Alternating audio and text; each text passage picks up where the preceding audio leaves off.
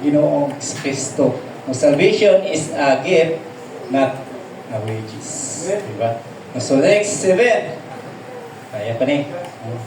So gospel message katuring gibuhat ni Apostol Pablo sa 2 Corinthians chapter 15 verse 1 to 4.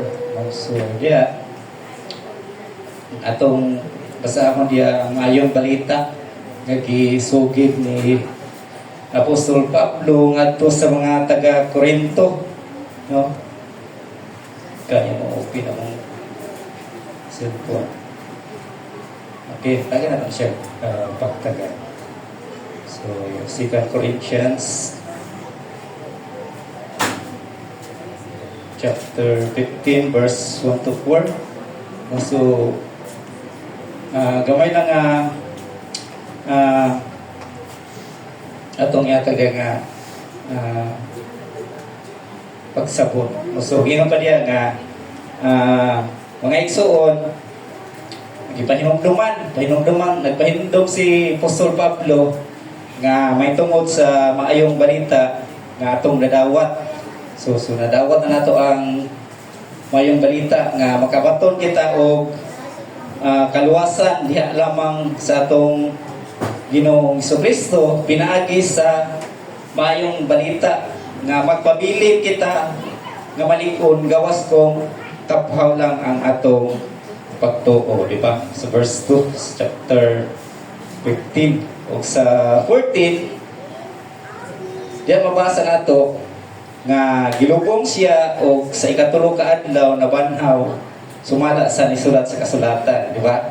So Jesus Christ, it is a gospel message, Jesus Christ.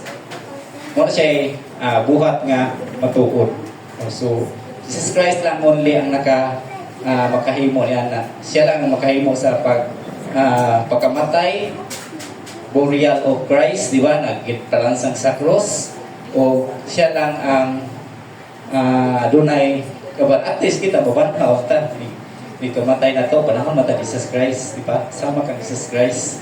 So makabaton kita o kalipay, makabaton kita eternal life kung tuuhan na to ang gospel message ni Jesus Christ, no? Matuo ta, believe today Christ in Christ. No, this is the gospel committed to Paul for the body of Christ. So nahiusan na dali kang Kristo sama kang Paul nga nidawat mituro sa gospel nga iyang tudlo. Siyempre, dili man si Paul mo tudlo kung wala niya gikinabuhi, di ba? So, itudlo na to, o kita usap po, itudlo po na to, nga dapat atong makinabuhi ang atong gitudlo para mahimo tang kapanaminan sa uban sa Apostol Paul. Mahimo siya kapanaminan. Daghan na luwas, di ba? Pila tayo na luwas? So, thousand to. So, pag mo tuo ka, mudawat ka, makabaton ka o eternal life. So, muna siya ang committed to fall for the body of Christ. Okay, sa ikawalo, sure promise. John 10:28. It is a promise of Jesus Christ. Eternal life ang iyang promise. So, sa atong text sa Romans 3:26, no? So Jesus Christ maghatag siya og life eternal. So siya po maghatag og life secure. Maghatag po siya og life guaranteed. No, life is from God. Tungod kay atong kinabuhi gikan man kang Jesus Christ, di ba? So dili ta imo sa pag-promise sa atong kaugalingon. Jesus Christ also promise nga tibuod yun nga iyan ang tumanong kay kung dili niya tumanong mahimo siyang bakakon, di ba? So sa tuwa say di man takatuman, promise ta di man takatuman, di ba?